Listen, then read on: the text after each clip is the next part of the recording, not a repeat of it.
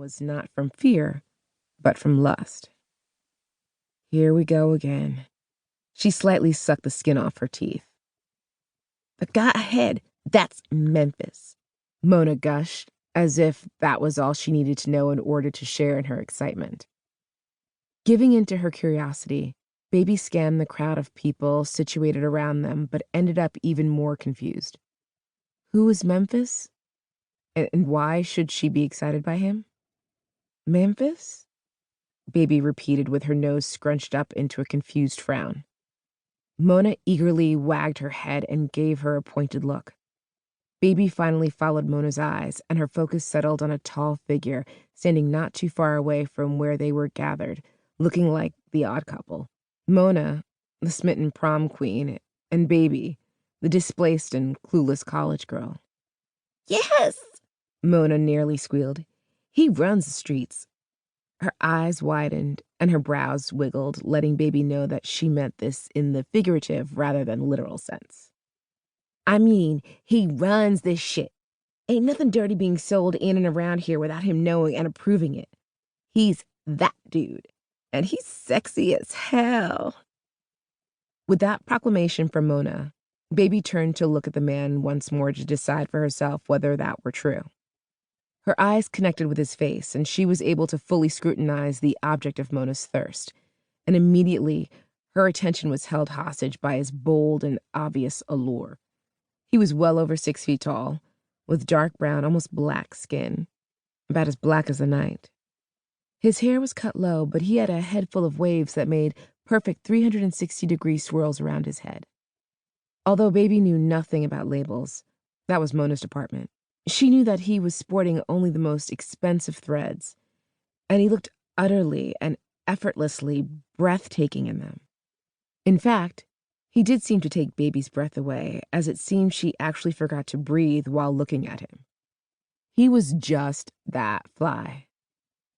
I'm going to get a Coke, Mona announced all of a sudden, her eyes still glued to the man that had stolen the attention of nearly every woman in a 3-mile radius.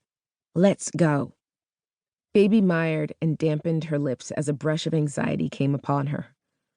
Although she felt childish for her reaction, she would soon learn that it wasn't her fault. Memphis had that effect on everyone. Next to where Memphis stood with his crew, laughing and celebrating the good life, was the food truck that sold food and drinks. It was immediately obvious to Baby why Mona all of a sudden wanted a drink, being that she would have to sashay her wide hips right in front of Memphis to place her order. The only problem was, Baby was positive that she didn't have the nerve to do the same with even half as much elegance as she would have liked. When it came to men, she lived up to her name. Instead of holding the confidence that a 19-year-old, almost full-grown woman should have, Baby retreated into herself when in the presence of men that she found the least bit attractive. But looking at Memphis had her questioning whether she'd ever really found anyone attractive before, because what she was feeling after looking at him was an emotion far different from what she'd felt from the little boys who attended college with her.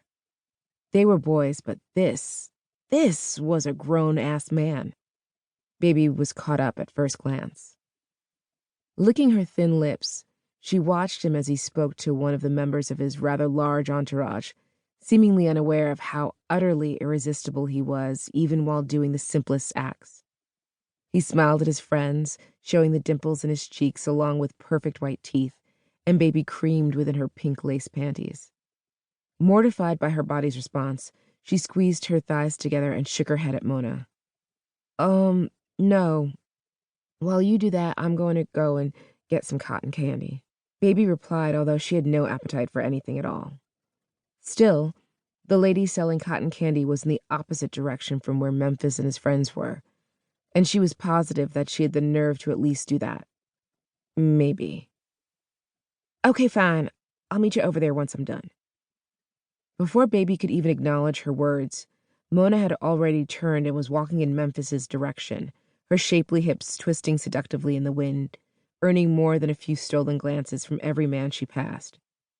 Watching her, Baby suddenly wished that she'd listened to Mona's urgings when she first told Baby to opt for the short Chanel romper she'd lent her. It was form-fitting, and definitely showed off what little shape she had in ways that might grab attention, but